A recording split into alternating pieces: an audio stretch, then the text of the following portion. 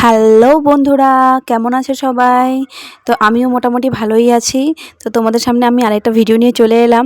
আসলে দেখো, ঠান্ডা পড়ছে না পড়ছে না ভাবতে ভাবতেই ঠান্ডা কিন্তু বেশ ভালোই পড়ে গেল, তাই না? তো ঠান্ডা পড়লেই সবার আগে যেটা মাথায় আসে সেটা হচ্ছে পিঠে পুলি খাওয়া।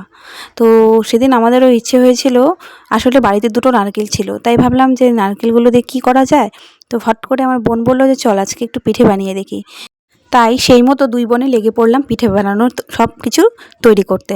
তো বোন নারকেল কুড়িয়ে এইভাবে নারকেলের পুর যেটাকে বলে বানাতে লাগলো দুধ দিয়ে, তার মধ্যে কিছুটা গুঁড়ো দুধ মিশিয়ে নারকেলের পুর বানালো। আর আমি ওইদিকে চালের গুঁড়োতে দুধ, লবণ আর হচ্ছে সামান্য পরিমাণে ময়দা মিশিয়ে পাটিসাপটার যে ওপরের কী বলে রুটিটা বানাতে কাজে লাগে সেটা বানালাম। তারপর আর কি শুরু করে দিলাম ভাজা। ভাজার সময় দেখলাম বেশ ভালোই হচ্ছে, সুন্দরভাবে উঠেও যাচ্ছে আর দেখতেও বেশ পিঠেগুলো সুন্দর হয়েছিল। তো আমরা ভাবলাম দেখতে তো সুন্দর হয়েছে, এবার খেতে কেমন হবে কে জানে। তাই ট্রাই করে দেখলাম, বা খেতেও বেশ দারুণ হয়েছিল। তাই এরকম করেই যে কতটুকু আমাদের চালের গুঁড়ো আর কি আমরা গুলিয়েছিলাম, মোটামুটি ভালোই কয়েকটা পিঠে হয়েছিল। তো খাওয়ার পর সত্যি বলতে সবাই খুব প্রশংসা করেছিল আর খুবই টেস্টিও হয়েছিল।